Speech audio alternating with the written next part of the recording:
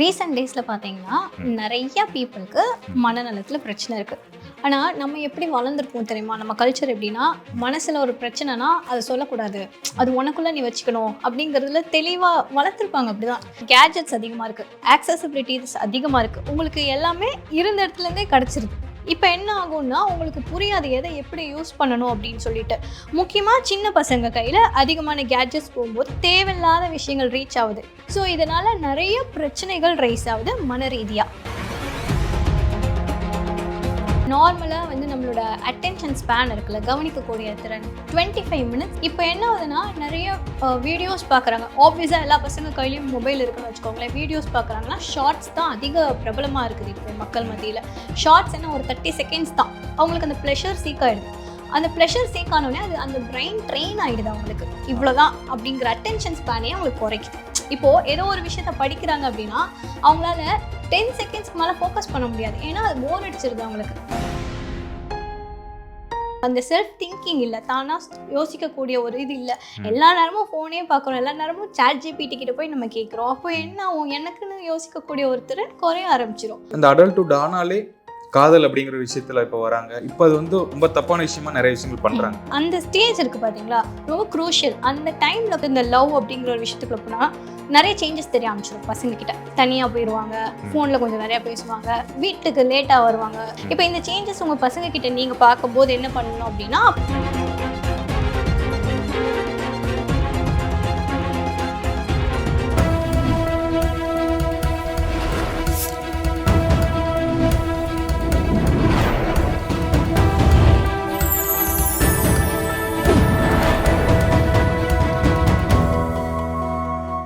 Channel 5 தமிழர்களுக்கு வணக்கம். இன்றைய நேர்காணலில் நம்முடைய இருந்திருப்பவர் psychologist K Hemalatha Balakumaran, founder and psychologist the active mind. Madam வணக்கம். மேடம் வணக்கம்.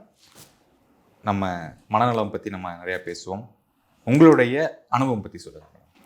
இப்போ ரீசெண்ட் டேஸில் பார்த்தீங்கன்னா நிறைய பீப்புளுக்கு மனநலத்தில் பிரச்சனை இருக்குது. ஆனால் நம்ம எப்படி வளர்ந்துருப்போம் தெரியுமா? நம்ம கல்ச்சர் எப்படின்னா, மனசில் ஒரு பிரச்சனைனா அதை சொல்லக்கூடாது, அது உனக்குள்ளே நீ வச்சுக்கணும் அப்படிங்கிறதுல தெளிவாக வளர்த்துருப்பாங்க. அப்படி தான். ஆமாம், நீங்கள் இப்போ வந்து பார்த்தீங்கன்னா உங்களோட வீட்டிலே யோசிச்சு பாருங்களேன். சின்ன வயசில் நீங்கள் ஏதாவது உங்களுக்கு மனசு கஷ்டமாக இருக்குன்னு போய் அழுதுட்டு இருந்தீங்கன்னா என்ன சொல்லுவாங்க?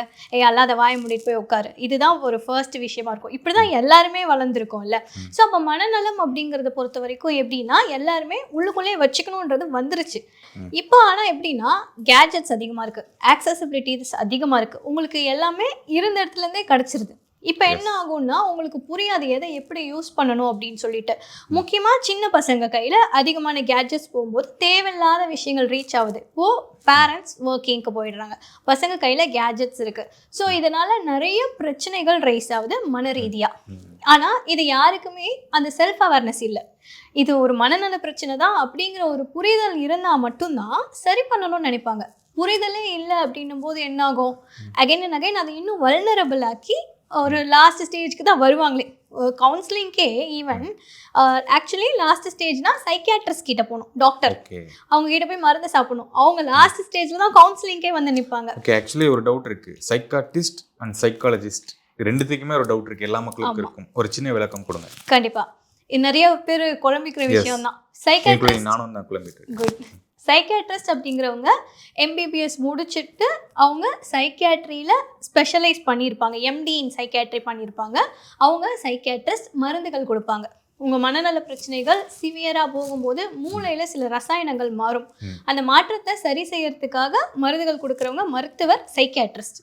சைக்காலஜிஸ்ட் அப்படிங்கிறவங்க மனநல ஆலோசகர். இப்போது உங்களுக்கு பிஹேவியரலாக பிரச்சனை இருக்குது, கோவப்படுறீங்க, சின்ன லெவலில் இருக்குது, அது எல்லாமே. இன்னொன்று, உங்களுக்கு சரியாக வந்து கம்யூனிகேட் பண்ண முடியல இன்னொருத்தர்கிட்ட, ரிலேஷன்ஷிப்பில் பிரச்சனை வருது. இந்த மாதிரி பிரச்சனைகள் எல்லாம் கவுன்சிலிங் மூலமாக, அதாவது டாக் தெரப்பின்னு நம்ம சொல்லுவோம், அது மூலமாக சரி பண்ணக்கூடியவங்க மனநல ஆலோசகர். அந்த டாக் தெரப்பியில் நிறைய தெரப்பீஸ் யூஸ் பண்ணுவாங்க சைக்காலஜிஸ்ட்டுங்க. ஓகே, நம்ம இப்போ பேசும்போது சொன்னீங்க ரொம்ப சின்ன பசங்க எல்லாத்துக்கிட்டையுமே கேஜெட்ஸ் வந்து ரொம்ப ரீச் ஆகிருக்கு அப்படின்னு. நம்ம இந்த ஸ்கூல் காலேஜ் இந்த ஸ்டூடெண்ட்ஸ் அவங்கள பற்றி நம்ம பேசலாம். அந்த ப்ரிப்பேர் பண்ணுறாங்களோ, அந்த யூபிஎஸ்சி அந்த மாதிரி படிக்கிறவங்களுக்கும் எடுத்துக்கலாம். அவங்க எல்லாருமே சொல்கிறதுனா ரொம்ப மென்டல் டிப்ரெஷனாக இருக்குது, படிப்பில் கான்சன்ட்ரேட் பண்ண முடியல அப்படிங்கிறாங்க. சில பேர் புக் எடுத்து வைக்கிறாங்க, அப்படியே மைண்டு மாறிடுது. எதனால்? நார்மலாக வந்து நம்மளோட அட்டென்ஷன் ஸ்பேன் இருக்குல்ல, கவனிக்கக்கூடிய திறன் 25 மினிட்ஸ் ஓகேவா ஹியூமனோடது. இப்போ என்ன ஆகுதுன்னா நிறைய வீடியோஸ் பார்க்குறாங்க. ஆப்வியஸாக எல்லா பசங்க கையிலையும் மொபைல் இருக்குன்னு வச்சுக்கோங்களேன். வீடியோஸ் பார்க்குறாங்கன்னா ஷார்ட்ஸ் தான் அதிக பிரபலமாக இருக்குது இப்போ மக்கள் மத்தியில். ஷார்ட்ஸ் என்ன ஒரு 30 செகண்ட்ஸ் தான், 30 செகண்ட்ஸ் டு 60 செகண்ட்ஸில் அவங்களுக்கு அந்த ப்ளஷர் சீக் ஆகிடுது. அந்த ப்ளஷர் சீக் ஆனோடனே அது அந்த பிரெயின் ட்ரெயின் ஆகிடுது அவங்களுக்கு. இவ்வளோதான் அப்படிங்கிற அட்டென்ஷன் ஸ்பேனே அவங்களுக்கு குறைக்குது. இப்போது ஏதோ ஒரு விஷயத்த படிக்கிறாங்க அப்படின்னா அவங்களால 10 செகண்ட்ஸ்க்கு மேலே ஃபோக்கஸ் பண்ண முடியாது. ஏன்னா அது போர் அடிச்சிருது அவங்களுக்கு. இதுதான் ப்ராப்ளம் மேஜராக ரைஸ் ஆகுது. இப்போ பசங்களை பொறுத்த வரைக்கும் பார்த்தீங்கன்னு வச்சுக்கோங்களேன், எக்ஸாம்ஸ்க்கு ப்ரிப்பேர் பண்ணுறாங்க அப்படின்னா இதில் நிறைய விஷயத்த நம்ம பார்க்கலாம். ஒன்று இந்த அட்டென்ஷன் ஸ்பேன், இன்னொன்று என்ன அப்படின்னா ஃபியர். இந்த பயம் நிறையா இருக்கும். பயம் அப்படிங்கிறது 2 விதமாக பார்க்கலாம் நம்ம. ஒன்று நல்லது பண்ணும், பயந்து நான் படித்து நல்ல மார்க் எடுப்பேன். இன்னொன்று என்ன பண்ணுன்னா பயந்து பதட்டமாகி சொதப்பிடுவேன். ஸோ இதை 2 ஆஸ்பெக்டில் பார்க்க முடியும். இப்போ ஆனால் பசங்க நிறையா பண்ணுறது என்னென்னா பயந்து பதட்டமாகி சொதப்பிடுறாங்க. ஸோ இதை ஹேண்டில் பண்ணுறதுக்கு பேரண்ட்ஸோட எஃபோர்ட்டும் தேவை. இது எந்த இடத்துல அப்படின்னா பசங்க ஆக்சுவலாக பேரண்ட்ஸ் கிட்ட கம்யூனிகேட் பண்ண ட்ரை பண்ணுவாங்க. பட் பேரண்ட்ஸ் என்ன பண்ணுவாங்க அப்படின்னா அவங்களுக்கும் இப்போ மோஸ்ட்லி ஒர்க்கிங்கில் எல்லாருமே ஒர்க்கிங்காக இருக்காங்க. அப்போது என்னென்னா அவங்களுக்கு அந்த ப்ரெஷரை ஹேண்டில் பண்ண முடியாமல் குழந்தைங்க பேசுகிறத கவனிக்க மாட்டுறாங்க. லிசனிங் கம்மி ஆயிடுச்சு. கிட்ட போய் அம்மா அப்படின்னு சொன்னாவே வேற ஒரு விஷயத்த கொடுத்து போய் உட்காரு அப்படின்னு உட்கார வச்சிருது. ஃபோன் கொடுத்து உட்கார வச்சிருக்காங்க. ஃபோன், அவங்களுக்கு பிடிச்ச ஏதாவது வெளியில் ஃபுட்டு வாங்கி கொடுக்கறது, இந்த மாதிரி ஏதோ ஒன்று பண்ணி உட்கார வச்சோன்னே பசங்களால் சொல்லவும் முடியல. அந்த ப்ராப்ளம் அண்டர்சால்வ்டாக இருக்குது. ஸோ அப்போ என்ன ஆகுது, அந்த இடத்துல பசங்களால் எக்ஸாம் அப்படின்ற ஒரு விஷயம் வரும்போது ஃபேஸ் பண்ண முடியல, ஃபெயில்யூரை அக்செப்ட் பண்ணிக்க முடியல. வீட்டில் சொன்னால் அடிப்பாங்க. ஸோ இதெல்லாமே என்ன ஆகுதுன்னா கடைசியில் கொஞ்சம் மென்டலி கம்மியாக இருப்பாங்க தெரியுமா. மென்டலி கம்மியானா அதாவது ரொம்ப வீக்காக இருப்பாங்க, எதையும் தாங்கிக்க மாட்டாங்க, சென்சிட்டிவாக இருப்பாங்கல்ல. அந்த மாதிரி பசங்களாம் என்ன ஆகும், சூசைட் அப்படிங்கிற ஒரு விஷயத்துக்கு வரைக்கும் போவாங்க. ஸோ இப்படி தான் நடக்குது, அதோட பேட்டர்ன் இது தான். ஸோ இதில் பேரண்டிங்கிறது ஒரு மேஜர் ரோலாக இருக்கணும். லிசன் பண்ணணும். கண்டிப்பாக குழந்தைங்க வந்து உங்ககிட்ட பேசுகிறாங்கன்னா எவ்வளோ நேரம் ஆனாலும் பரவாயில்ல லிசன் பண்ணுங்கள். அதில் ஒரு 2 பாயிண்ட் உங்களுக்கு கிடைக்கும். அந்த பிரச்சனை என்னன்றதை சார்ட் அவுட் பண்ணலாம். 2வது குவாலிட்டி டைம் ஸ்பெண்ட் பண்ணுறதே இல்லை. எல்லாருமே வெளியே போகிறாங்க, வீக்கெண்ட் ஆனால் வெளியே போயிடுறாங்க. ஆனால் அது குவாலிட்டி டைமான்னு கேட்டிங்கன்னா ஒரு பெரிய கொஸ்டின் மார்க் தான். அப்பயும் கையில் மொபைல் தான் இருக்குது. கேமராஸ் எடுத்து ஃபோட்டோஸை மெமரிஸை கேதர் பண்ணுறாங்க. அது பிரெயினில் கேதர் பண்ணும்போது இன்னும் நல்லாயிருக்கும். ஒருத்தருக்குள்ளே பேசிக்கிட்டு ஒருத்தருக்குள்ளே சிரிச்சுக்கிட்டு இது எல்லாத்தையும் இன்னும் இம்ப்ரூவ் பண்ண ஆரம்பிக்கணும். ஃபோன் எதுக்காக ஆக்சுவலி நம்ம கண்டுபிடிச்சிருக்காங்க, ஃபோன் பேசுகிறதுக்கு, மெசேஜஸை கம்யூனிகேட் பண்ணிக்கிறதுக்கு தான். பட் ஃபேமிலி டைம் வரும்போது அதை ஓரமாக வச்சுட்டு நம்ம ஃபேமிலியோட டைம் ஸ்பெண்ட் பண்ணாவே நிறைய பிரச்சனைகளை குறைக்க முடியும். ஆனால் அது ரொம்ப டிஃபிகல்ட்டான ஒன்று, டக்குன்னு மாற்ற முடியாது. ஸோ அதை பண்ணணும். அண்ட் இன்னொன்று, பசங்க வந்து பார்த்திங்க அப்படின்னா பேரண்ட்ஸ் கிட்ட வந்து போய் பேசுகிறாங்கல்ல, அந்த ரேப்போ முதல்ல பில்ட் ஆகணும். சின்ன வயசுலேருந்தே அதை கொண்டு வரணும். ஒன்று நிறைய செல்லம் கொடுத்துட்றாங்க, அப்படி இல்லைன்னா ரொம்ப கண்ட்ரோல்டு பேரண்ட்டாக இருக்காங்க. இந்த பிட்வீன் அப்படின்னு ஒன்று இருக்குது. குழந்தை நல்லது பண்ணும்போது பாராட்டணும், தப்பு பண்ணும்போது கண்டிக்கணும். அந்த டிஃப்ரென்ஷியேட் பண்ணி எந்த பேரண்ட் பண்ணுறாங்களோ அந்த குழந்தை உண்மையாகவே நல்லா வளரும். ஸோ இதை எல்லாருமே ட்ரை பண்ணாங்கன்னா அந்த பசங்க நல்லா இருக்கும். ஓகே, இப்போ சைக்கலாஜிக்கல் ப்ராப்ளம் எல்லாத்துக்குமே டெக்னாலஜி தான் அப்படிங்கிறது அடித்தளமாக இருக்கா? டெக்னாலஜி இப்போ ஒரு மேஜர் ரீசன்னு சொல்லலாம். ஆனால் டெக்னாலஜி மட்டுமே நம்ம சொல்லிட முடியாது.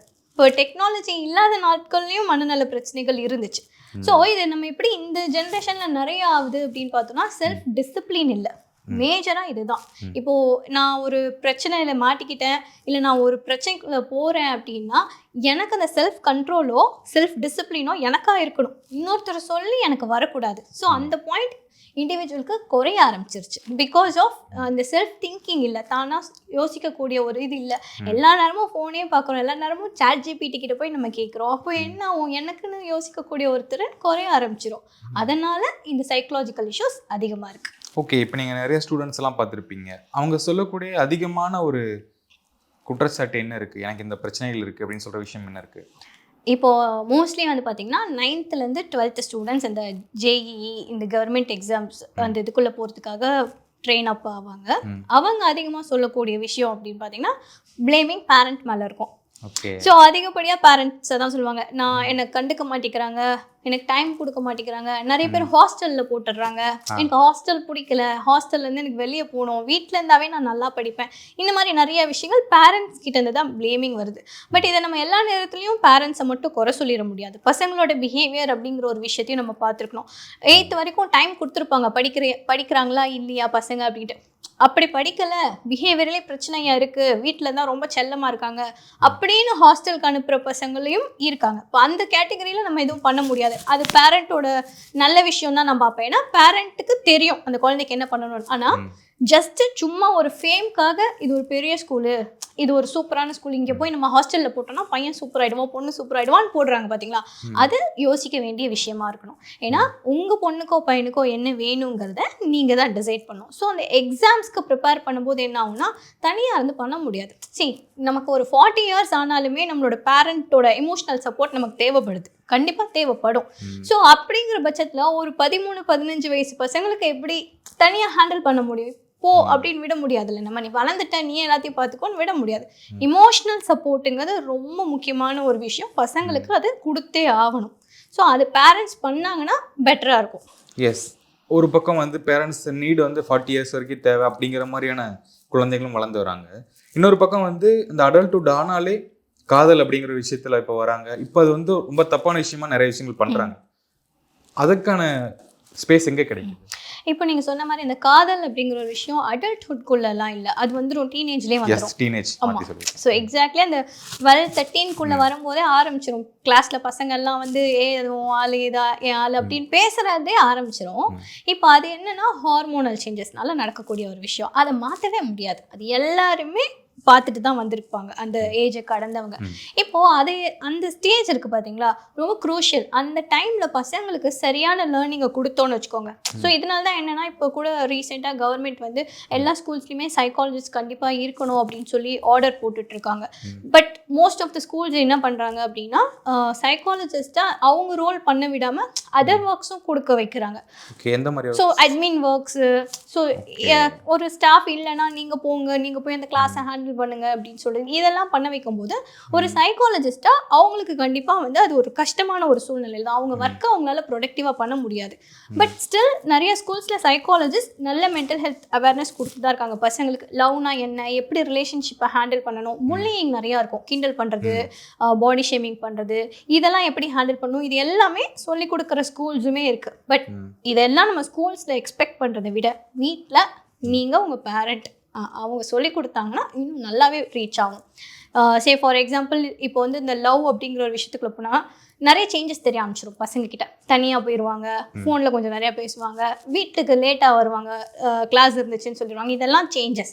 இப்போ இந்த சேஞ்சஸ் உங்கள் பசங்கக்கிட்ட நீங்கள் பார்க்கும்போது என்ன பண்ணணும் அப்படின்னா அப்போ வெயிட் பண்ணி கொஞ்சம் கவனிக்கணும். பசங்களை என்னமோ மாறுதே, அப்போ கூப்பிட்டு உட்கார வச்சு பேசலாம். ஃபர்ஸ்ட் விஷயம் என்னப்பா என்ன நடக்குது அப்படின்னு ஜென்ரல் ஃப்ரெண்ட்லி டாக், டேரெக்டாக போய் கேட்டுறக்கூடாது என்ன விஷயம் அப்படின்னு மிரட்டக்கூடாது.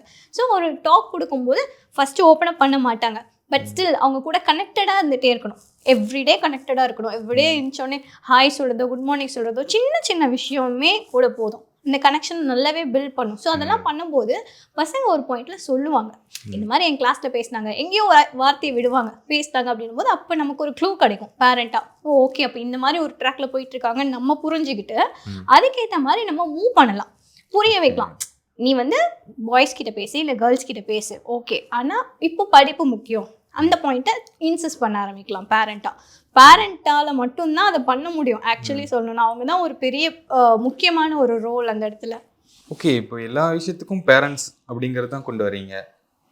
இந்த ஸ்டூடெண்ட்ஸ் அவங்களும் கொஞ்சம் அதை புரிஞ்சுட்டு நடக்கணும்ல. ஏன்னா அந்த டீனேஜ் வயசு வந்துட்டாலே கொஞ்சம் மெச்சூர்ட் ஆகிட்டு வருவாங்க எல்லாருமே. ஏன் அவங்க புரிஞ்சுக்க மாட்டுறாங்க? இப்போ பேரண்ட்ஸ் சொல்கிறதையும் ப்ளேம் பண்ணிட்டு டீச்சர்ஸையும் ப்ளேம் பண்ணிட்டு அவங்களாம் ஒரு ஓவர் திங்கிங்குள்ளே போகிறாங்களே. சரி, அதுதான் இப்போ வந்து பார்த்திங்கன்னா டீனேஜ்குள்ளே போகும்போது உங்களுக்கு வந்து நிறையா விஷயங்கள் வந்து ஃபேண்டஸியாக இருக்கும். ஓகேயா, நீங்கள் வந்து ஒரு ரியல் வேர்ல்டை வந்து யோசிக்க மாட்டீங்க. கனவு உலகத்தில் இருக்கும், ஃப்ரெண்ட்ஸ் சொல்கிறது தான் கரெக்டு. இது வந்து ஆக்சுவலாக ஹியூமன் டெவலப்மெண்ட்னு நாங்கள் சைக்காலஜியில் படிப்போம். என்னென்னா அது இந்த வயசுலேருந்து இந்த வயசு இப்படி தான் இருப்பாங்க அப்படிங்கிறத மென்ஷன் பண்ணோம். அப்போ அதில் என்ன சொல்கிறாங்கன்னா 12 இயர்ஸ்லேருந்து 19 இயர்ஸ் வரைக்கும் இதான் தோணும், எல்லாருக்கும் இதான் தோணும். சில பசங்க கண்ட்ரோல்டாக இருந்துப்பாங்க, ஓகே இதை காட்டிக்க மாட்டோம். இதில் இன்னொரு விஷயம் என்ன ரோல் ப்ளே பண்ணோன்னா ஒருத்தரோட பர்சனாலிட்டி. இப்போ நான் ரொம்ப இன்ட்ரோவர்ட்டாக இருக்கேன்னு வச்சுக்கோங்களேன். இப்போ எனக்கு ஒரு 16 வயசு, நான் இன்ட்ரோவர்ட்டுன்னு வச்சுக்கோங்களேன். எனக்கும் அந்த தாட் வரும், எனக்கும் ஏதோ ஒரு பையனை பிடிக்கும், ஆனால் நான் சொல்லிக்க மாட்டேன். ஏன்னா என் பர்சனாலிட்டி என்னை தடுக்குது. ஆனால் இப்போ நான் வந்து ஒரு எக்ஸ்ட்ரோவர்ட்னு வச்சுக்கோங்க, நான் எல்லாருக்கூடையும் ரொம்ப சோஷியபிளாக பேசுகிற ஆள், ரொம்ப என்தூசியாஸ்டிக்காக இருக்கிற ஆள் அப்படின்னா அப்போ நான் அதை எக்ஸ்ப்ரெஸ் பண்ணுவேன். இந்த டிஃப்ரென்ஸ் இருக்கும். அதாவது ஒருத்தரோட பர்சனாலிட்டி மேஜர் ரோல் ப்ளே பண்ணும் தப்பு பண்ணுறதுக்கும் பண்ணாமல் இருக்கிறதுக்கும். ஓகே, இப்போது போர்டு எக்ஸாம்ஸ் எல்லாம் வரப்போகுது. நல்லா படிக்கக்கூடிய பையன் 90% இந்த பையன் மார்க் வாங்குவோம் அப்படின்னு சொல்லுவோம். ஆனால் பார்த்தா ஒரு எக்ஸாம்பிள் வந்து அப்படியே மாறி இருக்கும், ரிசல்ட் அப்படியே மாறி இருக்கும், கொஞ்சம் டவுன்வர்ட்ஸ் வந்துருப்பாங்க. நல்லா படிக்கிற பையன் எங்கே கவன சிதறல் ஆகுது, எந்த விஷயத்தில் ஆகுது? சரி, இப்போது இதை வந்து பர்டிகுலராக நம்ம எடுத்து சொல்லிட முடியாது. இப்போ நல்லா படிக்கிறவங்க நல்லா படிக்காதவங்கன்னே நம்ம பிரிக்கக்கூடாது ஃபர்ஸ்ட் ஆஃப் ஆல். அதுவே வந்து ஒரு தப்பான ஒரு விஷயம் தான் நான் பார்ப்பேன். ஏன்னா சிஸ்டம்ல போய் இருக்குல்ல, கரெக்ட், அதை பிரேக் பண்ணலாமே இந்த இடத்துல நம்ம. ஏன்னா பசங்களுக்குன்ற கேப்பபிலிட்டி ஒவ்வொருத்தருக்கு டிஃபர் ஆகும். ஒரு பையன் புக்கை மக்கப் பண்ணி படிக்கிறவனாக இருப்பான், இன்னொருத்தன் எக்ஸாம்க்கு 5 நிமிஷத்துக்கு முன்னாடி ஃப்ரெண்டு சொல்கிறத கேட்டு 80% எடுக்கிற ஆளாக இருப்பான். இந்த மாதிரி ஒவ்வொருத்தருக்கும் ஒவ்வொரு டேலண்ட் இருக்கும். ஸோ இப்போ இந்த மாதிரி இந்த எக்ஸாமில் எக்ஸ்பெக்ட் பண்ணது நடக்கலை அப்படிங்கிறது தான் நீங்கள் கேட்க வரீங்க. ஸோ அந்த எக்ஸ்பெக்டேஷன் மீட் ஆகலைங்கிறது அந்த பர்சனோட இண்டிவிஜுவலாக என்ன நடந்துச்சுங்கிறத தெரிஞ்சு தான் நம்ம சொல்ல முடியும். மேபி அந்த டைமில் அவனுக்கு வீட்டில் ஏதாவது பிரச்சனையாக இருந்திருக்கலாம், பேரண்ட்ஸ்குள்ளே டிவோர்ஸ் இல்லை செப்பரேஷன், வீட்டில் சண்டை, அப்பா குடிக்கிறாங்க, இல்லை அம்மாவுக்கு இன்னொருத்தரோட அஃபேர் இருக்குன்னு தெரிய வந்துருச்சு. இது எல்லாமே ஒரு ரீசனாக இருந்து டவுன்ஃபால் ஆகலாம். ஸோ இதை ஜென்ரலைஸ்டாக நம்ம சொல்ல முடியாது. ஸோ ஒவ்வொருத்தரோட தனிப்பட்ட வாழ்க்கையில் என்ன நடக்குதுங்கிறத புரிஞ்சுக்கிட்டு தான் பேசணும். எப்பயுமே நம்மளோட பீப்புள் கிட்ட பிரச்சனை என்ன தெரியுமா, இதான் ஜென்ரலைஸ் பண்ணிடுவோம் நம்ம ஒரு பிரச்சனையை. எப்பயுமே அப்படி பண்ணவே முடியாது. ஒவ்வொருத்தருக்குள்ளேயும் ஒன்று நடந்துட்டுருக்கோம், அதை புரிஞ்சுக்கணும் நம்ம. Yes, okay. இப்போ மாணவர்களுக்கு நீங்கள் சொல்லக்கூடிய விஷயம் என்ன? கொஞ்சம் இந்த மாதிரி ரூல்ஸ்லாம் ஃபாலோ பண்ணிங்கன்னா மைண்டு கிளியராக ஈஸியாக படிக்கலாம், வெற்றி பெறலாம் அப்படின்னு சொல்லக்கூடிய விஷயம் என்ன? ஃபர்ஸ்ட் விஷயம், எப்பயுமே வந்து காலையில் எழுந்திரிச்சோடனே டீப் ப்ரீத்திங். ஒரு எந்திரிச்சு உட்காந்து, அது ஒன்றும் பெரிய கஷ்டமான விஷயமே இல்லை, அது பண்ணும் டீப் ப்ரீத்திங். ஸோ அதுக்கப்புறம் மொபைல் எந்திரிச்சோடனே பார்க்கக்கூடாது, அது பெரிய ஒரு விஷயமா இருக்கும். பெரிய சேஞ்ச் ஓவர் கொடுக்கும். காலையில் நீங்கள் என்ன நினைக்கிறீங்களோ அன்றைக்கி டே ஃபுல்லாக அது உங்களை இது பண்ணும். மார்னிங் எந்திரிச்சோடனே நீங்கள் என்ன மூடில் இருக்கீங்க, சோகமாக இருக்கீங்களா, ஹாப்பியாக இருக்கீங்களா, எக்ஸைட்டடாக இருக்கீங்களா, அந்த மூட் உங்களை என்டையர் டேவை இன்ஃப்ளூயன்ஸ் பண்ணுறதுக்கான பாசிபிலிட்டிஸ் நிறையா இருக்குது. ஸோ அப்போ மார்னிங் எந்திரிச்சோடனே நான் எந்திரிச்சோடனே ஒரு ரீல் பார்ப்பேன். அந்த ரீல் என்னவாக இருக்கும் நமக்கு தெரியாது. ஸோ அதை பொறுத்து தான் அந்த டே இதுவாகும். ஸோ அப்போ அந்த ஃபோனை பார்க்காம மார்னிங் எழுந்திரிச்சோடனே டீப் ப்ரீத்திங் பண்ணிவிட்டு வெளியில் போகிறது, லைக் வீட்டிலேருந்து கொஞ்சம் வெளியில் ஓப்பன் ஸ்பேஸை பார்க்குறது, ஒரு 5 மினிட்ஸ் அப்படியே சுற்றி வர்றது, ப்ரஷ் பண்ணிகிட்டே சுற்றலாம், இந்த மாதிரி பண்ணுறது பண்ணிவிட்டு அதுக்கப்புறம் நீங்கள் உங்கள் ஃபோனை எடுத்து பார்த்துக்கலாம், நோட்டிஃபிகேஷன்ஸை செக் பண்ணிக்கலாம். அதுக்கு டைம் செட் பண்ணிக்கணும், 10 மினிட்ஸ் 15 மினிட்ஸ். ஏன்னா நம்ம உள்ளே போயிட்டோம்னா நமக்கு தெரியாது டைம் ஓடுறதே இருக்கும். கரெக்ட். ஸோ அந்த 15 மினிட்ஸ் டைம் செட் பண்ணிவிட்டு அதுக்கப்புறம் ஸ்கூலுக்கு ரெடியாக வரதை பண்ணலாம். ஸோ முக்கியமாக மார்னிங்கில் வந்து பேரண்ட்ஸ் கிட்ட வந்து ஒரு 5 மினிட்ஸ் ஆஃப் டாக், இன்றைக்கி நான் இதை பண்ணலான்னு இருக்கேன், சும்மா ஜென்ரல் டாக் கொடுக்கலாம். ஸோ அந்த மாதிரி டாக் கொடுத்துட்டு ஸ்கூலுக்கு கிளம்புறது ரொம்ப பெட்டராகவே வச்சுருக்கோம். சிம்பிளான விஷயம் இது, ஆனால் பண்ணுறது ரொம்ப கஷ்டம். நான் ஈஸியாக சொல்லிட்டேன், கேட்கவும் ஈஸியாக இருக்கும், ஆனால் இதை நீங்களே ட்ரை பண்ணி பாருங்களேன், ரொம்ப டிஃபிகல்ட்டாக இருக்கும். பட் ஒன்ஸ் இதை நீங்கள் கண்டினியூஸாக ஒரு 21 டேஸ் பண்ணிட்டீங்கன்னா சூப்பராக உங்களுக்கு அது ரொட்டீன் ஆயிரும். எஸ், இந்த 21 டேஸ் பண்ணால் அது ரொட்டீன் ஆகும் அப்படின்னு நான் பார்த்துருக்கேன். அது வந்து உண்மையா? கரெக்ட். சரி, நம்ம பிரெயினுங்கிறது ஒரு மாதிரி ஸ்ட்ரக்சரில் இருக்கும்ல, அந்த பிரெயினை பொறுத்த வரைக்கும் எப்படின்னா ஒரே வேலையாக 21 டேஸ்க்கு நீங்கள் கண்டினியூஸாக பண்ணிங்கன்னா அது ஆட்டோமேட்டிக் பிஹேவியராக ஆக்கிடும். சே ஃபார் எக்ஸாம்பிள், இப்போ கார்லாம் கற்றுக்குறாங்கல்ல, கார் ஓட்டுறதுக்கு முன்னாடி ரொம்ப பயமாக இருக்கும். நமக்கு எது ஏபிசி வச்சுலாம் சொல்லி கொடுப்பாங்க, கியர்லாம் இப்படி போகணும் சொல்லுவாங்க, கான்ஷியஸாக இருக்கும், பயமாக இருக்கும். ஆனால் நீங்கள் அந்த ப்ராக்டிஸ்க்கு அப்புறமா பாருங்களேன், ரொம்ப அசால்ட்டாக ஓட்டுவோம். ஸோ அதுதான் அந்த பிரெயின் வந்து ஆட்டோமேட்டிக் பிஹேவியரை லேர்ன் பண்ணுறதுக்கு days 21 days. Okay, thanks for the interview. நன்றி. தேங்க்யூ.